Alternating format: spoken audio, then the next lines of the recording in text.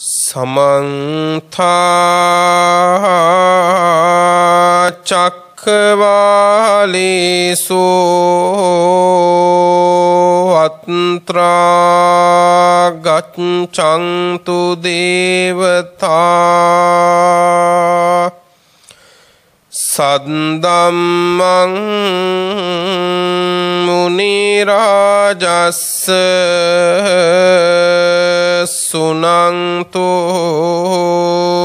सग्गमुखदं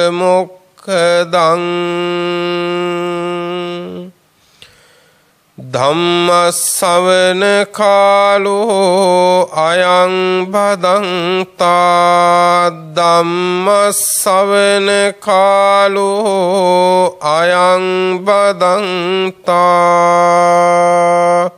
धम्मश्रवण कालो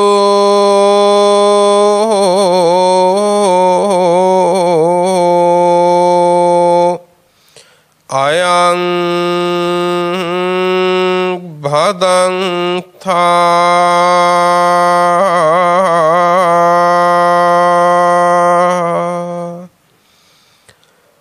नमो तस्स भगवतो अरहतो सम्मा सम्बुद्दस्स नमो तस्स भगवतो अरहतो सम्मा सम्बुद्दस्स नमो तस्स भगवतो अरहतो सम्मा सम्बुद्दस्स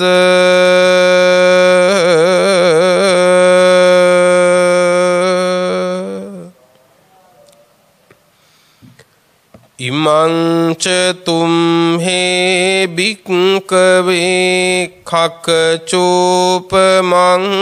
ओवादं अभिक्खनं मनसि कारयेयाथ फस्सत नो तुम्हे भिक्खवे थं वचन पथं अनुं वा थूलं वा यं तुम्हे नाधिवासेयताति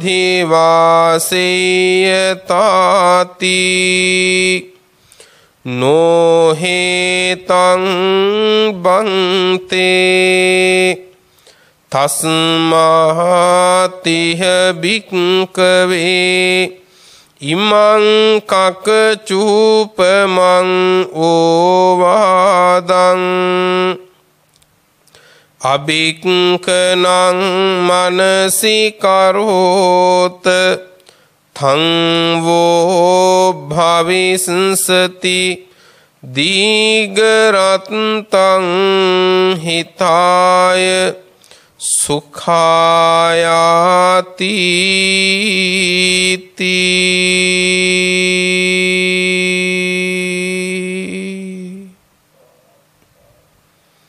धर्म श्रवणाभिलाषी පින්වත් සිල්මෑණියන් වහන්සේලාගෙන් අවසරයි ශ්‍රද්ධාවන්ත පින්වතුනි සියලු දෙනාම ධර්ම ගෞරවයෙන් බලාපොරොත්තු වෙන්නේ තථාගත සම්මා සම්බුදුරජාණන් වහන්සේ විසින්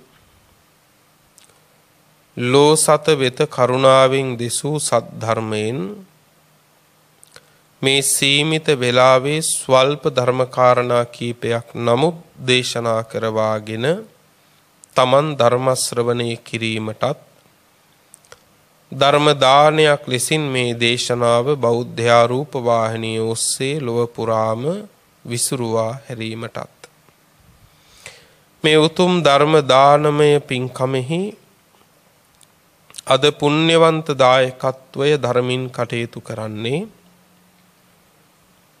පින්වත් මී පනාවේ ධම්මසුනීතා මෑණියන් වහන්සේත් ඒ වගේම විලව මේධාවිනී මෑණියන් වහන්සේත් කියන පින්වන්ත දෙනමයි. ඥාති හිත මිත්‍රාදීන් එකතු කරගෙන බොහෝම ශ්‍රද්ධා ගෞරවයෙන් තමන් සුවපත් වන ධර්මය ලෝකයාටත් සුවපත් වීම පිණිසයි මේ රූපවාහිනිය ඔස්සේ විසුරුවා හරින්නේ. සියලු පින් අනුමෝදනාවන් අපි දේශනාව අවසානයේදී සිහිපත් කරන්නට ඉඩ තබමු. සීමිත වේලාව ඉතුරු කරගෙන දේශනාව ආරම්භ කරමු. සෑම සියලු දෙනාටම සුවසේ උතුම් ධර්මාවබෝධය සිද්ධ වේවා කියන ප්‍රාර්ථනාව තබමින් කවුරුත් ධර්ම ශ්‍රවණය කරමු. පින්වතුනි, පළමු කොටම අවවාද කරනවා මේ දේශනාව හරීම වමනාවෙන් අහන්න. එක වචන මාත්‍රයක්වත් නොහැර මේ දේශනාව අහනකොට තේරෙයි මේ දේශනාවත් එක්ක ඔබට මම නොකියුවට ඔබ ඔබව සසඳලා බලයි. මම නොකීවට සසඳලා බලලා අපි තේරුම් ගනීවි අපි කොතනද ඉන්නේ, ඊළඟට වෙන්න ඕන මොනවද කියලා. අද දේශනා කරන සූත්‍ර දේශනාව සඳහන් වෙන්නේ පින්නතුනේ සූත්‍ර පිටකයේ මජ්ක්‍ධිම නිකායේ. මජ්ක්‍ධිම නිකායේ පළවෙනි පොතේ එහෙමත් නැත්නම් මූල පණ්ණාසකයේ ඕපම්ම වර්ගය කියලා පින්වත්නි වර්ගයක් තියෙනවා. මේ වර්ගයට ඕපම්ම වර්ගය කියලා කියන්න හේතුව තමයි මේ වර්ගයේ තියෙන සියලු දේශනා උපමාවන් තුලින්ම තමයි දේශනා කරලා තියෙන්නේ. උපමා ඒ සෑම දේශනාවක නාමයක් ඒ දේශනාවකට යොදලා තියෙන නාමයේ පවා උපමාවේ නමින් තමයි නම් කරලා තියෙන්නේ. ඒ ඕපම්ම වග්ගයේ පළවෙනිම සූත්‍ර දේශනාව තමයි පින්නතුනේ කකචූපම සූත්‍රය. අද ඔබට දේශනා කරන්නේ මජ්ක්‍ධිම නිකායේ පළවෙනි පොතේ ඕපම්ම වර්ගයෙහි සඳහන් වෙන සූත්‍රයේ නම කකචූපම සූත්‍රය. මොකද සූත්‍රයේ නම කකචූපම සූත්‍රය. කකචූපම කියන එකේ තේරුම මොකද්ද? කියත් උපමාව. කකචූපම කියන එකේ තේරුම මොකද්ද? කියත උපමා කොට වදාළ දිසුම. කියත. මේ කියන ධර්මකාරණය සමහර විටකදී තේරෙන්නේ නැති වෙයි. හැබැයි කියත දන්නවනේ නේද? මේ ලෝකයේ සමහර නුවණැති පුරුෂයෝ උපමාවෙනුත් ධර්මයේ තේරුම් ගන්නවා. කියත ගැන දන්නවා නම් ඊටු ටික දැනගන්න පුළුවන් වෙයි. පින්වත්නි, බුදුරජාණන් වහන්සේ සවැත් නුවර දෙව්රම් වෙහෙරෙදි කරපු දේශනාවක්. බුදුරජාණන් වහන්සේ ජේතවනාරාමේ වැඩ ඉන්න කාලේ ඒ කාලේ හිටියා පින්වත්නි එක්තරා තෙරුන් වහන්සේ නමක්. උන්වහන්සේගේ නම මෝලිය පග්ගුණ. මෝලිය පග්ගුණ හාමුදුරුවෝ. ඇයි උන්වහන්සේට මෝලිය පග්ගුණ කියන්නේ? උන්වහන්සේගේ නම පග්ගුණ. මෝලිය පග්ගුණ කියන්න හේතුව තමයි පින්වත්නි පැවිද්දට පෙර ගිහි කාලේ මේ හිස මුදුනේ විශාල කොණ්ඩයක් මෝලියක් බැඳලා තිබුණා. ඒ නිසා ඒ කාරණෙත් සලකලා පින්වත්නි පෙර නාමයෙන්ම හැදින්නුවා මෝලිය පග්ගුණ කියලා. මේ මෝලිය පග්ගුණ හාමුදුරුවෝ පින්වත්නි ඒ කාලේ භික්ෂුණීන් සමග බොහෝ කල් වේලා ගත වෙනකන් කතා බහී දෙනවා. කාල වේලා ඉක්මනකම්ම භික්ෂුණීන් සමග කතා බහ. මෝලිය පග්ගුණ හාමුදුරුවෝ. මේ මෝලිය පග්ගුණ හාමුදුරුවෝ පස්සේ කාලයක පින්නතුනේ සිවුර හැරදාලා ගියා. මේක සඳහන් වෙනවා සූත්‍ර දේශනාවක් තියෙනවා කලාර කියලා සූත්‍රයක් සංයුත්ත නිකායේ කලාර කත්තිය වග්ගයේ. සංයුත්ත නිකායේ කලාර කත්තිය වග්ගයේ පින්වත්නි තියෙනවා සූත්‍රයක් කලාර සූත්‍රය කියලා. මේ සූත්‍රයේ මේ කාරණේ සඳහන් වෙනවා පස්සේ කාලෙක උන්වහන්සේ උපවැදි භාවයට පත් වුණා මෝලියපග්ගුණ හාමුදුරුවෝ. ඉතින් ඒ කාලේ බුදුරජාණන් වහන්සේ සවැත් නුවර ඉන්න කාලේ මෝලියපග්ගුණ හාමුදුරුවෝ බොහෝ වේලාවක් භික්ෂුණීන් සමග කතා බහි කල් වේලා ඉක්මනකම්ම කතා බහි දිවා කාලේ ඉක්මලා සැන්දෑ වෙනකම්ම කතා බහි. ඉතින් ඒ විතරකුත් නෙමෙයි දැන් යම් තැනකදී මෝලියපග්ගුණ හාමුදුරුවෝ ඉස්සරහා භික්ෂුණීන්ගේ වරදක් කවුරු හරි කිව්වොත් මෝලියපග්ගුණ හාමුදුරුවන්ට කෝපයක් එනවා. නොසතුටක් එනවා. එහෙම නොසතුටක් ඇවිල්ලා කෝපයක් ඇති කරගෙන ඒ භික්ෂුණීන්ට දොස් කියපු හාමුදුරුවෝ ගැන නඩු විභාගත් කරනවා.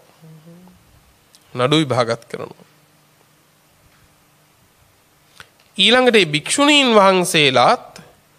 භික්ෂුණීන් වහන්සේලා ඉන්න තැන මෝලියපග්ගුණ හාමුදුරුවන්ගේ අගුණ දුර්ගුණ කවුරු හරි කිව්වොත් එහෙම භික්ෂුණීන්ගෙත් හිතට කේන්ති එනවා. නොසතුටක් එනවා. භික්ෂුණීන් වහන්සේලාත් මොකද කරන්නේ? භික්ෂුණීන්ට නඩු පවරන්න නඩු විභාග කරන්න බෑනේ. නඩු පවරනවා හින්දා.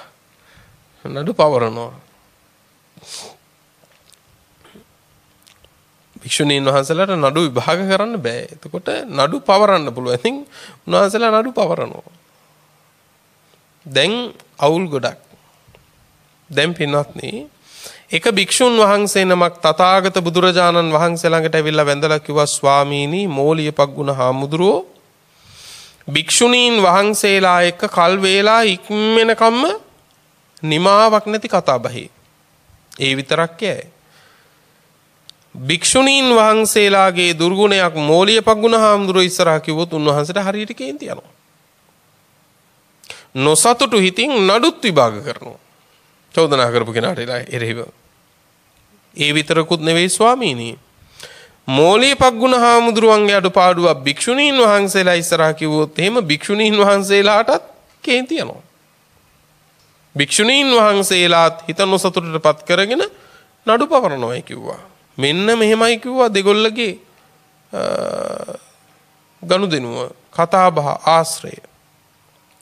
දැන් ඔය ඇතන මේ කිව්ව ගමන් හිතෙයි ඒ කාලෙත් හාමුදුරුවෝ කේලම් කියලාද කියලා බුදුහාමුදුරුවන්ට. දැන් මෙහෙම අවස්ථා තියෙනවා. ඇත්තට මේ හාමුදුරුවෝ දැන් කේලම් යමක් කිව්වම ඒක කේලමක් වෙන්නේ චේතනාවත් එක්ක පින්වත්නි. දෙපැත්තක් කොටවන්න නම් කියන්න පින්වත්නි ඒක කේලමක්. හැබැයි මේ හාමුදුරුවෝ බුදුරජාණන් වහන්සේට මේක කියන පින්වත්නි කේලමක් විදියට නෙවෙයි. මොකද උන්වහන්සේ තමයි ධර්මයට ඊශ්වර බුදුරජාණන් වහන්සේ. මේ කාරණය නිසා බොහෝ දෙනෙක් අපහැදෙනවා. අපහැදිලා ලාභ සත්කාරත් ශාසනයට නොකර අත්තරිනවා. ඒක ශාසනයට වැඩක්. අන්න ඒක නිසා තමයි ශාසනයට හිතානුකම්පාවෙන් තමයි බුදුරජාණන් වහන්සේට අර කාරණය අනික් හාමුදුරුවෝ කිව්වේ. නැත්තම් කේලම් කියන අදහසකින් නෙමෙයි. දැන් බුදුරජාණන් වහන්සේ මොකද කළේ? වෙනත් භික්ෂුවකට කිව්වා භික්ෂුව මෝලියපග්ගුණ ළඟට නුඹ යන්න. ගිහිල්ලා මම කතා කරන විදිහට කතා කරන්න කිව්වා. හොඳයි කියලා අර භික්ෂුව මොකද කළේ? මෝලියපග්ගුණ හාමුදුරුවෝ ළඟට ගිහිල්ලා කිව්වා එවත්නි මෝලියපග්ගුණයන් වහන්සේ තථාගතයන් වහන්සේ ඔබ වහන්සේව කැඳවනවා. තථාගතයන් වහන්සේ ඔබ වහන්සේව කැඳවනවා කිව්වා. හොඳයි කියලා මෝලියපග්ගුණ හාමුදුරුවෝ බුදුරජාණන් වහන්සේ ළඟට වැඩියා. බුදුරජාණන් වහන්සේ අහනවා පග්ගුණය ඇත්තද මේ කියන්නේ කාල වේලාව ඉක්මනකම් ඔබ වහන්සේ භික්ෂුණීන් වහන්සේලා සමග කතා බහේදීලා කියන්නේ? භික්ෂුණීන්ගේ දොසක් නුඹ ඉන්න තැන කිව්වොත් නුඹ කුපිත වෙනවා කියන්නේ? නඩුත් විභාග කරනවා කියන්නේ? නුඹගේ වරදක් භික්ෂුණීන් ඉස්සරහා කිව්වහම භික්ෂුණීන් වහන්සේලාත් කෝපයටපත් වෙනවා කියන්නේ? නඩුත් පවරනවා කියන්නේ? ඇත්තද කියලා ඇහුවා. ඇත්තද කියලා ඇහුවා. උන්වහන්සේ වදාලා ස්වාමීනි එහෙමයි. කවදාකවත් බුදු කෙනෙක් ඉස්සරහා නෑ ඒක එහෙම නෙමෙයි කියන ජගතෙක් නෑ පින්වත්නි. ස්වාමීනි එහෙමයි. බුදුරජාණන් වහන්සේ ඇහුවේ ඊළඟට මොකද්ද? පග්ගුණය නුඹ ශ්‍රද්ධාවෙන් ගිහිගේ හැර දාලා පැවිදි වෙච්ච කෙනෙක් නෙමෙයිද කියලා ඇහුවා.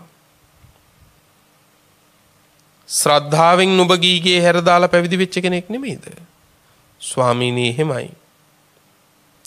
එහෙනම් පග්ගුණය ගිහිගේ හැර දාලා ශ්‍රද්ධාවෙන් පැවිදි වෙච්ච කෙනාට ඒක සුදුසු නෑ කිව්වා. ඒක සුදුසු නෑ කිව්වා. ඊළඟට බුදුරජාණන් වහන්සේ පග්ගුණහාමුදුරන්ට අවවාදයක් කරනවා. මේක පග්ගුණහාමුදුරන්ට විතරක් නෙවෙයි ගිහි පැවිදි අපි හැමෝටම වැදගත් පින්වත්නි මේ අවවාද ටික. බුදුරජාණන් වහන්සේ දේශනා කරනවා පග්ගුණය මෙන්න මේ විදිහට නුඹ හික්මෙන්න කිව්වා. පග්ගුණය ඔබ වහන්සේ ඉන්න තැනක යම්කිසි කෙනෙක් භික්ෂුණීන්ගේ අගුණ කියනවා නම් දුර්ගුණ කියනවා නම් වරදක් කියනවා නම් ඒ කියන වෙලාවක ඒ කාරණය මුල් කරගෙන තත්‍රාපිත්වං පග්ගුණයේ ගේහසිතා ඡන්දා යේ ගේහසිතා විතක්කා තේ පජහෙයාසි. එය මුල් කරගෙන නුඹට ඇති වෙනවා නම් ගේහසිත ඡන්දයක් ගේහසිත විතර්කයක්. ගේහසිත ඡන්දය කියන්නේ කාමය මුල් කරගත්තු ආශාවක්. පස්කම් සැපේ මුල් කරගත්තු ආශාවකට කියනවා ගේහසිත ඡන්දය කියලා. ගේහසිත විතක්කේ කියනවා පස්කම් සැපය මුල් කරගත්ත සිතිවිලි වලට. දැන් මේ ගැටුම ඇති වෙන්නේ ඒක නිසානේ. භික්ෂුණීන් ප්‍රිය සංඥාවෙන් අල්ලගත්තට පස්සේනේ. මේක භික්ෂුණීන් විතරක් නෙමෙයි. දැන් ඔබ හිතන්න ඔබ ඉදිරිපිට යමෙකුට දොස් නගනකොට ඔබේ හිත වෙනස් වෙනවා නම් ඒ මොකකින්දද? චෝදනාවට ලක්වන පුද්ගලයා කෙරෙහි අපේ සිත තියෙන ගේහසිත ඡන්දේ නිසාද නැද්ද? ගේහසිත ඡන්දේ නිසා. එතකොට පින්වත්නි අර බණින කෙනා කෙරෙහි මොකක්ද ඇති වෙන්නේ? නෑ පින්වත්නි බණින කෙනා කෙරෙහි ඇති වෙන්නේ නොසතුටක්. ඔන්න ගේහසිත විතර්කනේ. ඔන්න ගේහසිත විතර්කයක්. එක්ක ද්වේෂයක් ඇති වෙනවනේ. මේ කාරණේ තේරුණා නේද? එතකොට පග්ගුණහාමුදුරණ කියනවා පග්ගුණය භික්ෂුණීන්ට නුඹ ඉදිරිපිටේ දොස් නගනකොට නුඹට යම් ගේහසිත කැමැත්තක් ඒ කියන්නේ කාමය මුල් කරගත්ත පස්කම් සැප මුල් කරගත්තු කාමයක් හරි පස්කම් සැප මුල් කරගත්තා වූ විතර්කයක් හරි සිතුවිලි හරි එනවා නම් අන්න ඒක දුරු කරනවා කියලා නුඹ හික්මෙන්න කිව්වා. නුඹ හික්මෙන්න කිව්වා. තත්‍රාපිතේ පග්ගුණ එවං සික්කිතබ්බං එවන් තැනකදිත් මෙහෙම හික්මෙන්න කිව්වා. කොහොමද? නචේව මේ චිත්තං විපරිණතම් භවිස්සති. මගේ හිත වෙනසකට පත් කරගන්නේ නැහැ. මේ කියන එක හොඳට මං අහන්න කිව්වේ ඒකයි. පින්වත්නි අපි බොහෝ තැන්වල පින්වත්නි තැවෙන්නේ අපේ ප්‍රශ්න වලින් විතරක් නෙමෙයි. අපි බොහෝ තැන්වල තැවෙන්නේ පීඩා විඳින්නේ වැඩක්ම නැති ප්‍රශ්න වලින්. වැඩක්ම නැති ප්‍රශ්න වලින්. බලන්නකො පින්වත්නි. අපිට ලොකු සිතිවිලි අපි තොරතෝංචියක් නැති සිතිවිලි පහල කරනවා පින්වත්නි.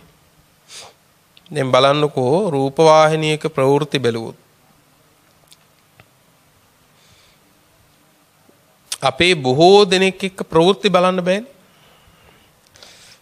අපේ බොහෝ දෙනෙක් එක්ක ප්‍රවෘත්ති බලන්න බෑ. ඇයි බැරි? පළවෙනි ප්‍රවෘත්තිය කිව්ව තැන ඉඳලා ඊළඟ ප්‍රවෘත්ති 5ක් විතර යනකම් අහපු අය ਵਿਚාරය කරනවා. පළවෙනි ප්‍රවෘත්තිය. එතකොට ඊතුරු 4-5 ගන්න හම්බෙන්නේ නැහැ. බලන්න හරි ਵਿਚාර. නෑහෙන් දැක්කා වගේ අමාත්‍යාංශي තමන් කරනවා වගේ ලොකු ਵਿਚාර. මිනිස්සුන්ගේ හැටි. ඇහුම්කන් දෙන්න සූදානම් නැහැ. හැබැයි කියවන්න සූදානම්ද නැද්ද?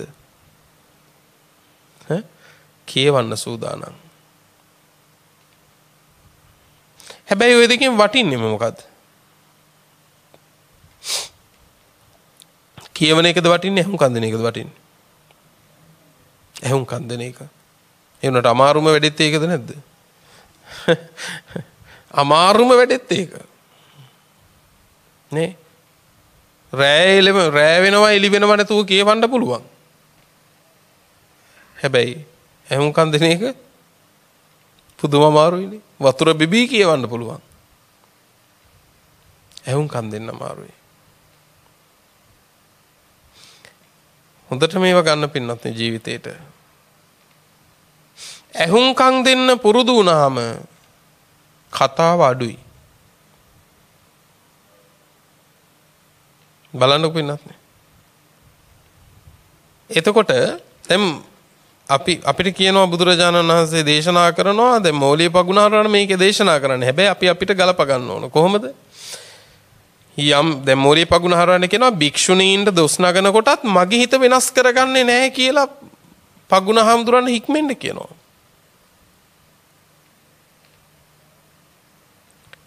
ඊළඟට කියනවා පින්වත්නි හික්මෙන්න කියලා කොහොමද? නච පාපිකං වාචං නිච්චාරෙස්සාමි. පාපතරන් පවිටු වචනයක් මම පිට කරන්නේ නැහැ කියලා හික්මෙන්න කියනවා.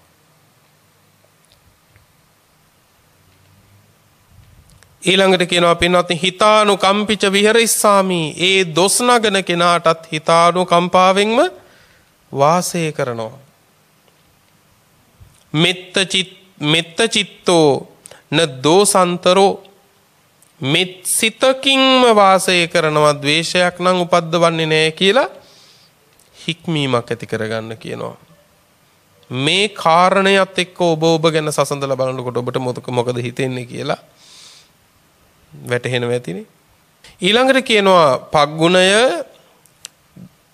නුඹ ඉදිරිපිටම ලීයකින් හරි දඬුවකින් හරි ආයුධයකින් හරි කැටකැබලෙත්තකින් හරි භික්ෂුණීන්ට යමෙක් පහර දුන්නොත්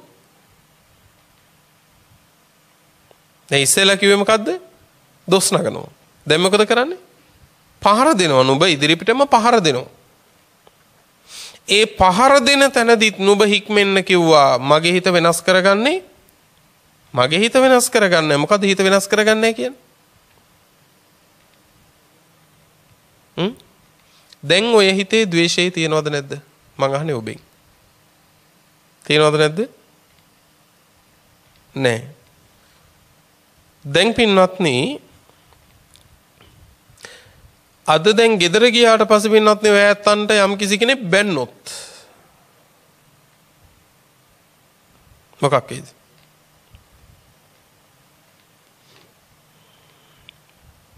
හැබැයි ද්වේෂයක් ඇති වෙනවා. අන්න ඒක තමයි හිත වෙනස් වෙනවා කිව්වේ. අන්න ඒක තමයි හිත වෙනස් වෙනවා කිව්වේ. විපරිණතං වෙනස් වෙලා. ඒ කියන්නේ ඔබ ඔය විදිහට සාන්තව ඉන්නේ හොඳ වචන අහන්න හම් වෙනකන් විතරයි කියන එක නේද? ඒ කියන්නේ ඔබේ ශාන්ත භාවය ඔය තියෙන්නේ ඔබම නේ කිව්වේ. ඒ කියන්නේ ඔබේ ශාන්ත භාවය ඔහොම තියෙන්නේ හොඳ වචන ටික හම් වෙනකන් විතරයි. නැතිද? අමනාප වචනේ අහන්න ගත්තු ගමන් අපේ ශාන්තකම මොකද වෙන්නේ? ඉවරයි. බුදුදහමේ සුවච බව කියන්නේ ඕක නෙමෙයි. උපශාන්ත බව කියලා බුදුහාමුදුරුවෝ ඕක හඳුන්වන්නේ නැහැ. අපි හරි සංසුන් මිනිසු කියලා බුදුදහමේ ඔහොම කියන්නේ නැහැ. ඇයි? ඒ අයගේ සාන්තභාවයේ තියෙන හොඳ වචන ටිකට හම්බෙනකන් විතරයි. හැබැයි බුදුදහමේ නිවිච්ච කෙනා කියන්නේ බුදුහාමුදුරුවෝ උපසාන්ත කෙනා කියලා කියන්නේ කාටද? අමනාප වචනේ එන වෙලාවෙත් හිත වෙනස් කරගන්න නැතුව ඉන්න පුළුවන් නම් ඔය විදිහටම ඔබ උපශාන්තයි. ඔබ සුරතයි. දැන් බලන්න. ඔබට අනුන්ගේ සිත විමසන්න බැරි වුණාට තමන්ගේ සිත විමසන්න බැරිද? හැපෙන්නත් නේ? පුළුවන්. දැන් විමසන්න එහෙනම්. දැන් හොඳට විමසන්න. තමන් ගැන ප්‍රත්‍යවේක්ෂාවක්. අපිට පරචිත්ත විඥානේ නැහැ. තාම. හැබැයි දැනුත් අපිට තියෙනව මොකද්ද? අපි නැත්නම් තමන්ගේ සිත දැනගන්න එකනේ. ඒක තමයි. තමන්ගේ සිත නොදකින කිසිවෙකුත් පරචිත්ත විඥානේ උපද්දවන්නේත් නැහැ. එතකොට ඊළඟට කියනවා පග්ගුණය නුඹ ඉදිරියේ නොබේම ගුණයක් කිව්වත්. නුඹ ඉදිරියේ නොබේම අගුණයක් කිව්වත් එතනදිත් හික්මෙන්න කියනවා කොහොමද මෙතනදිත් මගේ හිත නම් වෙනස් කරගන්නේ. පවිටු පාපතර වචනයක් නම් මම පිට කරන්නේ නැහැ.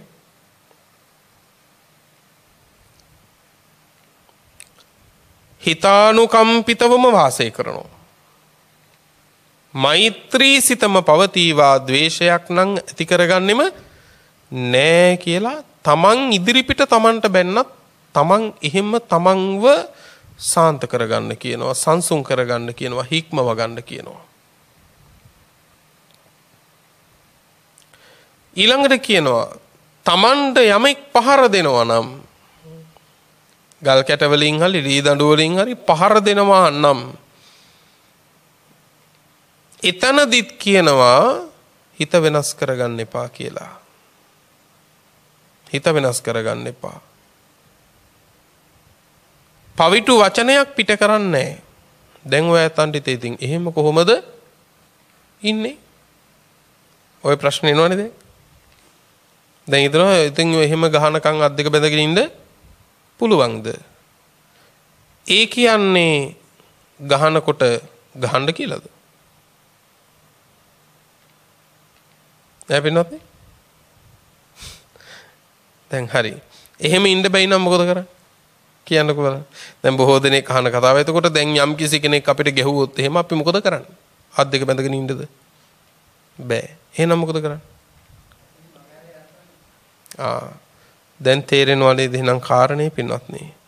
මෙතන කියන්නේ ගහනකම් අත් දෙක බැඳගෙන බලාගෙන ඉන්න කියන එක නෙමෙයි. එයින් ආරක්ෂා වෙන්න ඒ සඳහා ගත යුතු ක්‍රියාමාර්ග ගන්න.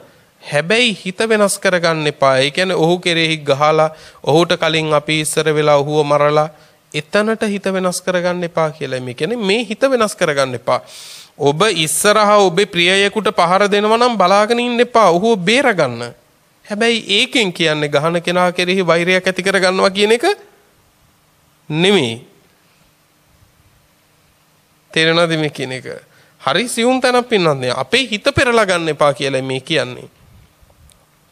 ධර්මය දැනගන්න ශ්‍රාවකයා අක්‍රිය කෙනෙක් නෙවෙයි, වඩාත් ක්‍රියාශීලී කෙනෙක්. හැබැයි ඔහු හිතෙන් ලෝකයේ කෙලෙස් වඩන්නේ නැහැ. බුදුරජාණන් වහන්සේ වදාලා පග්ගුණය අතීතයේ භික්ෂූන්, අතීතයේ කියන්නේ මුල් බුදු සමය, කියන්නේ මේ පඨමාවි සම්බෝධි සමය, බුද්ධත්වයෙන් අවුරුදු 20ක් ගත වෙච්ච කාලේ රාතුන් වහන්සේලා අධික කාලයක් පහළ වෙච්ච. බුදුරජාණන් වහන්සේ වදාලා පග්ගුණය අතීතයේ භික්ෂූන් මහව අතිශයින්ම සතුටටපත් කළා. අතිශයින්ම සතුටටපත් කළා. එදා මට භික්ෂූන්ට අවවාද කරන්න විතරයි තිබ්බේ කිව්වා. අනුශාසනා කරන්න තිබ්බේ නෑ. මොකද්ද අවවාදයේ අනුශාසනාවේ වෙනස? දැන් අපි කියනවානේ අවවාද අනුශාසනා කියලා. මොකද්ද ওই දෙකේ වෙනස? එකවරක් කියන එකට කියනවා අවවාදේ කියලා. නැවත නැවත කියන එකට කියනවා මොකක් කියලාද? අනුශාසනාව. එහෙනම් එදා බුදුරජාණන් වහන්සේට භික්ෂුන් වහන්සේලාට අවවාද කරන්න විතරයි තිබ්බේ. ඒ කියන්නේ එකවරයයි කියන්න උනේ. නැවත ඒක කියන්න උනේ නෑ. බුදුරජාණන් වහන්සේ වදාලා පග්ගුණය බුදුරජාණන් වහන්සේ දේශනා කරන එදා භික්ෂූන්ට මම අවවාද කළා, මහණෙනි මම එක වේලක් අනුභව කරනවා, එක වේලක් අනුභව කරලා පහසු විහරණයේ විඳිනවා, සැහැල්ලු පැවතුම් විඳිනවා, නිරෝගී භවත් මං විඳිනවා. ඔබ වහන්සේලාත් එක වේලක් වළඳලා පහසු වාසයකට පැමිණෙන්න, නිරෝගී වෙන්න කියලා මම අවවාද කළා පමණයි. එච්චරයි. එදා භික්ෂූන්ට තිබුණේ සිහි කැඳවන්න පමණයි, මතක් කරන්න පමණයි. එතනින් එහා දෙයක් තිබුණේ නැහැ. හැබැයි උන්වහන්සේලා කළ යුත්තේ කළාද නැද්ද? කළ යුත්තේ කළා කිව්වා. උපමාවක් කියනවා. මහණෙනි, සතර මං හන්දියක තියෙනවා ඊටාම හීලෑ වෙච්ච අශ්වයෝ යොදපු අශ්ව රථයක්. මනාව අශ්වයන් দমনය කරන, අශ්ව ශිල්පය දන්න මනා දක්ෂයෙක් මෙතෙන්ට එනවා. අරන් ඇවිල්ලා මොකද කරන්නේ? කරත්තෙට නගිනවා. නැගලා වම් අතින් ගන්නවා තෝන් ලණුව, දකුණු අතින් ගන්නවා කෙවිත. අරගත්තම හීලෑ වෙච්ච අශ්වයෝ යොදපු මේ රථය, අශ්වයන් මෙහෙය වීමෙහි දක්ෂ මේ මිනිසයා කැමැති පරිද්දකට මේ අශ්ව රථය හසුරවනවද නැද්ද? හසුරවනවා. හීලෑ වෙච්ච අශ්වයෝ ඉන්නකොට එහෙමයි. ඉදිරියට කැමැති පරිද්දෙන් හසුරවනවා, ආපහු හසුරවගෙන එනවා. අන්න ඒ වගේ කිව්වා. එදා භික්ෂූන් මාව අතිශයින්ම සතුටටපත් කළා. සිහි කැඳවන්න විතරයි තිබ්බේ කිව්වා. අමුතුවෙන් වෙහෙස වෙන්න දෙයක් නෑ කිව්වා. තවත් ලස්සන උපමාවක් කිව්වා. එක සල්වනයක් තියෙනවා කිව්වා, පිලල්ලතු හැදිච්ච. හැබැයි එක මිනිස්සෙක් කෙනවා මේ සල්වනයේ දියුණුව කැමති. මේ මිනිස්සයා මොකද කරන්නේ? මේ සල්වනයේ තියෙන පිලල්ලතු ඔක්කොම කපලා, ඒ අතට මේ අතට ඇද වෙච්ච අතු එහෙමත් ඔක්කොම කපලා දාලා මනාව රැහැලා සුද්ධ කරලා මේ සල්වනයේ සකසනවා. පස්සේ කාලෙක මේ සල්වනයේ නැවත අතුපතර විහිදිලා ඊටාම හොඳට සල්වනයේ දියුණු වුණා. බුදුරජාණන් වහන්සේ වදාලා අන්න ඒ වගේ මහණෙනි නුඹලත් අකුසලයේ දුරු කරන්න කිව්වා. ඒ වගේ අකුසලය දුරු කරලා මේ ශාසනයේ සිහි කැඳවීම මාත්‍රයෙන් අකුසල් දුරු කරලා සල් වනය පස්සේ කාලෙක වැඩිවීමකටපත් වුණා වගේ මේ සම්බුද්ධ ශාසනයේ වැඩෙන අය බවටපත් වෙන්න කිව්වා. වැඩෙන අය බවටපත් වෙන්න කිව්වා. කොච්චර ලස්සන උපමාවක්ද බලන්නකෝ. පිලල්ලතු කපලා අයින් කරනවා වගේ අපි අයින් කරන්න ඕන අපේ ජීවිතවල මොනවද? අකුසල්. පිලල්ලතු. පිලල්ලත් හැදෙන්නේ ගහේ. පිලල්ලත් විසින් නසන්නේ මොකද්ද? නැපින්නත් ඒ ගසමයි. එහෙනම් අකුසලයේ හටගත්තේ කොහෙද? අපි තුලමයි. නැසෙන්නේ අපිමයි. අපි නැහෙනවද? පිලල්ලතු කපනවද? ඒකයි බුදුහාඳුරෝ වදාළේ අකුසලම් භික්කවේ පජහත, මහණෙනි අකුසලය දුරු කරව්. මහණෙනි අකුසලය දුරු කරව්. එදා බුදුරජාණන් වහන්සේ අකුසලය දුරු කරව් කිව් සැනින් භික්ෂුන් වහන්සේලා අකුසල් දුරු කරන්න කටයුතු කළා. අශ්වය අර හීලෑ අශ්වය යොදපු රථය වගේ බුදුහාරේ අවවාදේ කරනවා. සිහි කැඳවීම මාත්‍රයෙන් ඒ අකුසල් දුරු කරගෙන ප්‍රතිපත්ති පුරන්න කියලා. බුදුරජාණන් වහන්සේ වදාලා මහණෙනි පෙර සිද්ධ වෙච්ච දෙයක් දේශනා කරන්නම් කිව්වා. පෙර හිටියා වේදේහිකා කියලා ගෘහපතිනියක්. ලස්සනයි මේ කතාව. වේදේහිකා නෙමෙයි. මේ කතාව ලස්සනයි. මේ වේදේහිකා ගෘහපතිනිය පිළිබඳව මුළු නගරෙම සවැත් නුවරම ලොකු ප්‍රසිද්ධියක් ඇති වෙලා තිබුණා. මේ වේදේහිකා හරීම උපශාන්තයි කියලා, හරි ඉවසන කෙනෙක් කියලා, හරි ගුණවන්ත කරුණාවන්ත කෙනෙක් කියලා මේ වේදේහිකාව ගැන ලොකු කීර්ති රාවයක් පැන නැගිලා තිබුණා. මේ වේදේහිකාට හිටියා ගෙදර මෙහෙකාරකම් කරන දාසියක්. දාසිගේ නම කාලි. දැන් දවසක් කාලිට හිතුණා ඇත්තටම මේ අපේ ස්වාමි දියණිය ඇත්ත ඇත්තටම ඉවසීම තියෙන කරුණාවන්ත උපශාන්ත කෙනෙක්ද? එහෙම නැතුව ඇතුලේ ද්වේෂය තියාගෙන ලෝකෙට පෙන්නනවත් දන්නේ නැහැනේ උපශාන්තයි, බොහොම ඉවසනවා, බොහොම කරුණාවන්තයි කියලා. කාලිට හිතුණා ඕක බලන්න ඕනේ කියලා දවසක්. බලන්න ඕනේ කියලා හිතුණා. දවසක් හිතා මතාම දවල් වෙනකන් නිදාගත්තා. දවල් වෙනකම්ම නිදාගත්තා. දවල් වෙලා අවදි වුණාට පස්සේ ඇහුවා වේදේහිකා කාලි මොකද අද දවල් වෙලා නැගිට්ටේ? නෑ ස්වාමි දියණියනි නිකන් කිව්වා. නෑ ස්වාමි දියණියනි නිකන් කිව්වා. එදා නිකන් නම් මොකටද දවල් වෙලා නැගිට්ටේ කියලා රවල බලලා ගියා. ඔන්න බලන්න අපේ කෙලෙස් වල මට්ටම මුලින් රවණව විතරයි. දෙවැනි දවසෙත් හිතාමතාම නිදාගත්තා දවල් වෙනකන්. එදත් ඇහුවා ඈබොල කාලි මොකද අදත් දවල් වෙනකන්? නෑ නිකන් කිව්වා. නිකන් නම් මොකටද දවල් වෙනකන් නිදාගත්තේ කියලා එදා ටිකක් බැන්නා. ඉස්සරින් තරවුවා විතරයි. ඔන්න දෙවෙනි දවස වෙනකොට දැන් වචනෙන් බැන්නා. තුන්වෙනි දවසෙත් හිතාමතාම දැන් මේ කාලිට හිතෙනවා නෑ මෙයා ඇත්තටම කරුණාවන්ත නෑ. දැන් මේ ඇතුලේ ද්වේෂය තියාගෙන තමයි පිටට පේන්න ඉන්නේ. තව බලන්න ඕන කියලා හිතුණා. පරීක්ෂා කළා. තුන්වෙනි දවසෙත් ඊටත් වඩා දවල් වෙනකම්ම නිදාගත්තා. එදත් ඇහුවා ඈබොල කාලේ මොකද දවල් වෙනකන් නිදාගත්තේ? නෑ නිකන් කිව්වා. නිකන් නම් මොකටද දවල් වෙනකන් නිදාගත්තේ කියලා පින්වත්නි දොරේ තිබුණ දොරපොල්ල අරගෙන ගැහුවා කාලිගේ ඔළුවට. දැන් කාලිගේ ඔළුව පැලුණා. කාලේ නිකන් හිටියේ නෑ. කාලේ පැන්නා එළියට.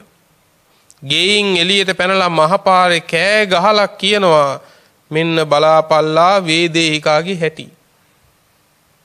මහා ලොකුවට උපශාන්ත ඉවසන කරුණාවන්තයි කිව්ව වේදේහිකාගේ ඉවසීම මේ තියෙන්නේ. වේදේහිකාගේ කරුණාවන්තකම මේ තියෙන්නේ කියලා මහා පාර මැද කෑ ගහන්න පටන් ගත්තා. එතනින් පස්සේ වේදේහිකා ගැන නැවත අපකීර්තියක් පැතුරුණා. වේදේහිකා කරුණාවන්ත කෙනෙක් නෙවෙයි. මේ වගේ වේදේහිකා එදා සූත්‍රේ විතරක්ම හිටිය නෙමෙයි. හරි. මේ කතා තුලින් අපි දිහා බලා ගන්න පුළුවන් නම්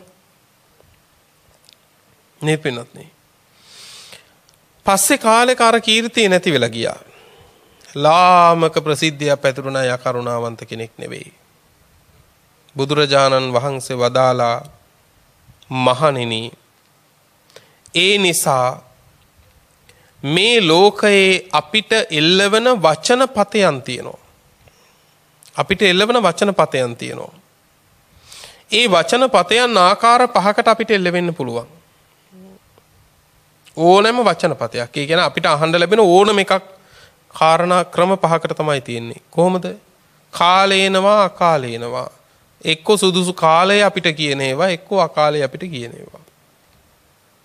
නැත්තම් භූතේනවා අභූතේනවා එක්ක සත්‍යයෙන් අපිට කියන දේවල්, එක්ක අසත්‍යයෙන්. අපිට ඇත්තටම චෝදනා කරන්නත් පුළුවන්, අභූත චෝදනා කරන්නත් පුළුවන්. වෙන්න පුළුවන් ඒවා. ඒවා ලෝකේ කවදත් සිද්ධ වෙච්ච දේවල්. ධර්මිටි බඩේ බැඳගෙන ඇවිල්ලා නින්දා කළේ බුදුහාඳුරෝ කරපු වරදකටද? නෑනේ පින්වත්නි. ලෝකේ කවදත් එහෙමයි. ඊළඟට වචන පතයක් එළබෙනවා සංහේනවා පරුසේනවා. මෘදු මෙලෙක් වචන අපිට අහන්න ලැබෙන්නත් පුළුවන්, පරුස වචන අහන්න වෙන්නත් පුළුවන්. ලෝකේ ওই දෙකෙන් එකක් අපිට තියෙනවානේ. අත්ත සංහිතේනවා අනත්ත සංහිතේනවා. අර්ථ සංහිතව කියන්නත් පුළුවන්, අනර්ථ සංහිතව කියන්නත් පුළුවන් කෙනෙක්. තේරුමක් ඇතුව කියන්නත් පුළුවන්, තේරුමක් නැතුව කියන්නත් පුළුවන්. අන්තිමට කියනවා මෙත්ත චිත්තේනවා දෝසන්තරෝවා. කෙනෙක් මෛත්‍රී සිතකින් අපිත් එක්ක කතා කරනවා වෙන්නත් පුළුවන්. කෙනෙක් යමක් කියන්නේ ද්වේෂ සිතකින් වෙන්නත් පුළුවන්. ඔය මොනවා අහන්න ලැබුණත් අපිට දේශනා කරනවා බුදුරජාණන් වහන්සේ කාරණයක්. බුදුහාර අවවාද කරනවා මහණෙනි, ඒ සෑම වචන පතයකටම ලක් වෙනකොට ඒ සෑම වචන පතයක් ඉස්සරහම පරිස්සම් වෙන්න කියනවා. තමන්ව හික්මව ගන්න කියනවා. මගේ හිත වෙනස් කරගන්නේ නැහැ කියලා. ලේසිද? ලේසිද පින්වත්නි? මෘදු වචනේත් රළු වචනේත් කියනකොට එක සිතින් ඉන්න.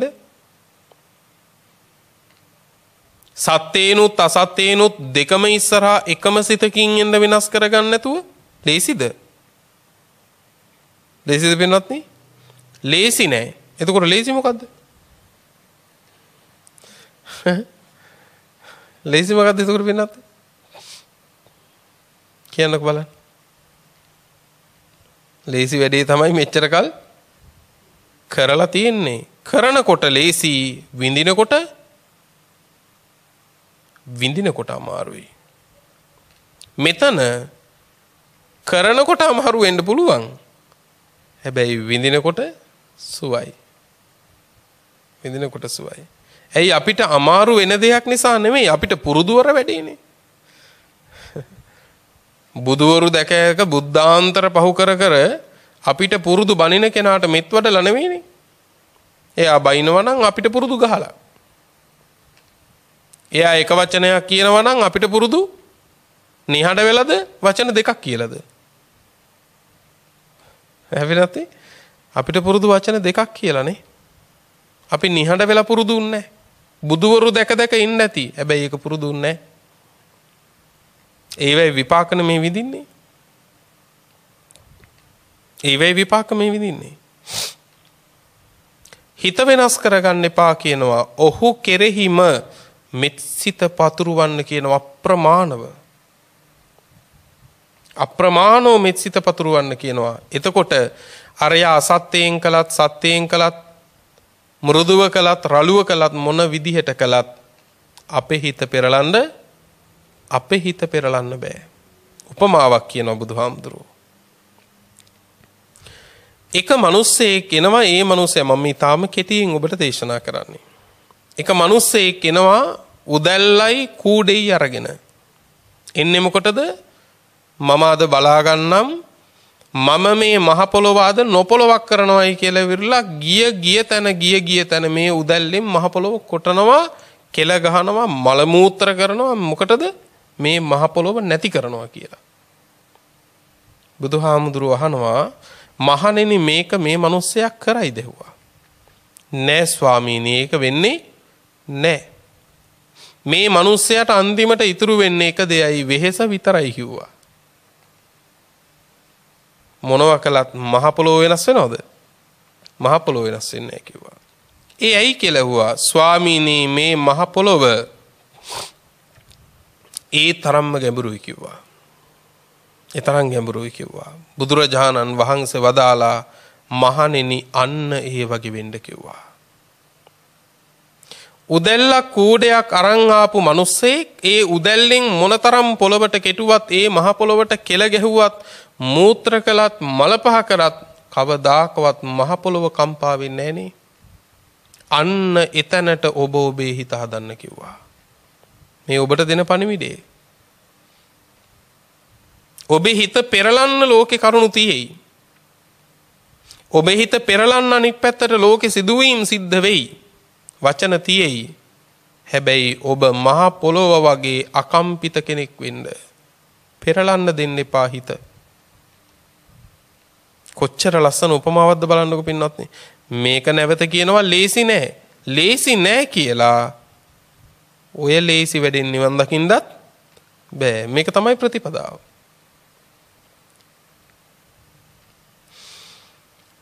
ඊළඟට කියනවා තව උපමාවක්. එක මිනිස්සෙක් එනවා නිල් පාට, දම් පාට, ලාකඩ පාට, නොඒක ආකාර පාට අරගෙන. එන්නේ මොකටද? අද මම බලා ගන්නම් මේ ආකාශයේ මං රූප අඳිනවා කියලා තමයි ඉන්නේ.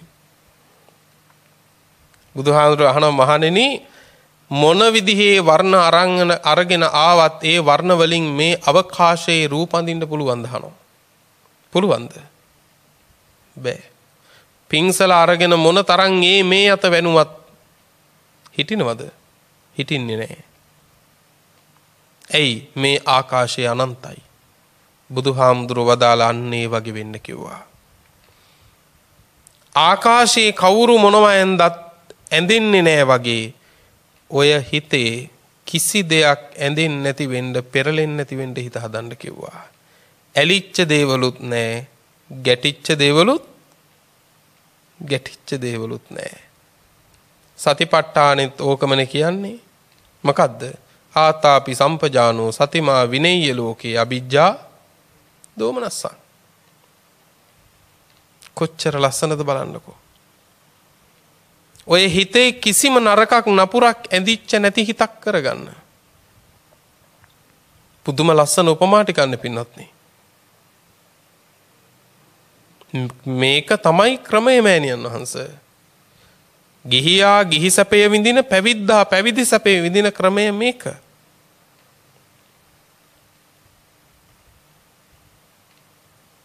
පින්වත්නි, ඊළඟට උපමාවක් කියනවා. යම් පුද්ගලයෙක් එනවා, මේ මිනිස්සයා ඉන්නේ පින්වත්නි නිකන් නෙවෙයි, අරන් එනවා මේ තනකොළයක් අවුලගෙන, තන පත්‍රයක් අවුලගෙන එනවා. අවුලගෙන එන්නේ නිකන් නෙවෙයි.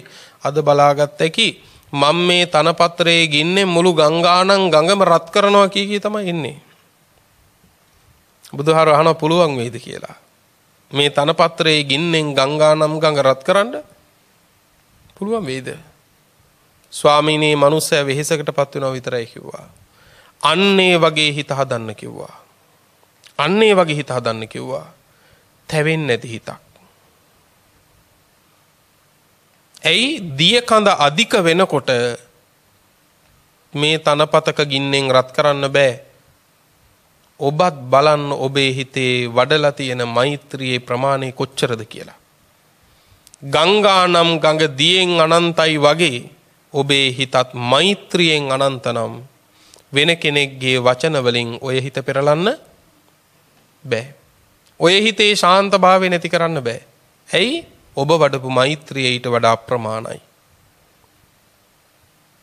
කොච්චර ලස්සනද? එහෙනම් ඔබට කෙනෙක්ගේ වචනකින් ඔය හිත පෙරලිලා යනවා නම්, දැන් නැති ද්වේෂයක් ඒ වෙලාවට එනවා නම්, ඒකෙන් ඔබවම තේරුම් ගන්න මගේ සිත වැඩිලා මෛත්‍රියෙන් වැඩිලා නැහැ කියලා. ඒකනේ පෙරලිලා ගියේ. ඒකයි පෙරලිලා ගියේ. නේද පින්වත්නි? ඊළඟට බුදුරජාණන් වහන්සේ උපමාවක් කියනවා. පින්වත්නි, එක්තරා පුද්ගලයෙක් ඉන්නවා. ඒ පුද්ගලයා එනවා කුමකටද? බලල් හමින් කරපු පසුම්බියක් තියෙනවා. පර්ස් එකක් තියෙනවා, පසුම්බියක් තියෙනවා, බලල් හමින් කරපු. මේ බලල් හැම මැදලා මනාව මැදලා හදපු එකක්. දැන් මේ බලල් හමින් කරපු පසුම්බිය සරසර ගාන, බරබර ගාන සද්දයක් එනවද පින්වත්නි? නෑ. හැබැයි මිනිස්සෙක් එනවා ලීයක් අරගෙන, මං අද මේ බලල් හමින් කරපු පසුම්බිය සරසර ගාන, බරබර ගාන හඬ නංවනවා කියලා. ඇවිල්ලා පිරිමදිනවා ඒ අතට මේ අතට. හැබැයි මේ පසුම්බිය සරසර බරබර ගාන හඬ නගයිද? වෙන්නේ නෑ. ඇයි? අතිශයින් මේක මැදලා පිරිමැදලා හදපු එකක්.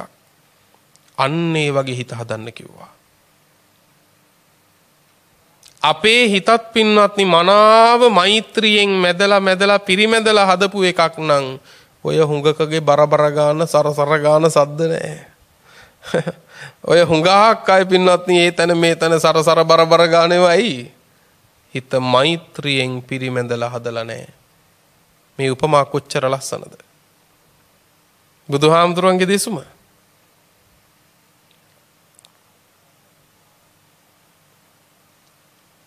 කොච්චරගේද?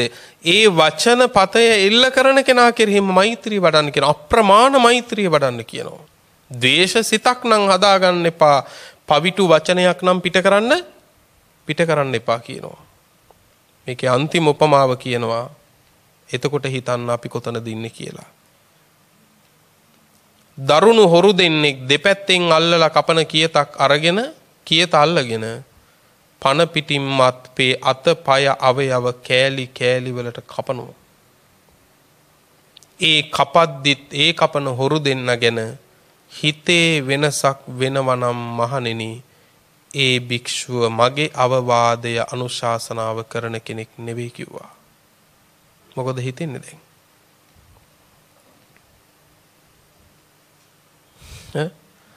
හිතන්නකො බලන්න මේ කියන අවස්ථාව කොච්චර පින්වත්නි කොච්චර බරපතල තැනක්ද කියලා.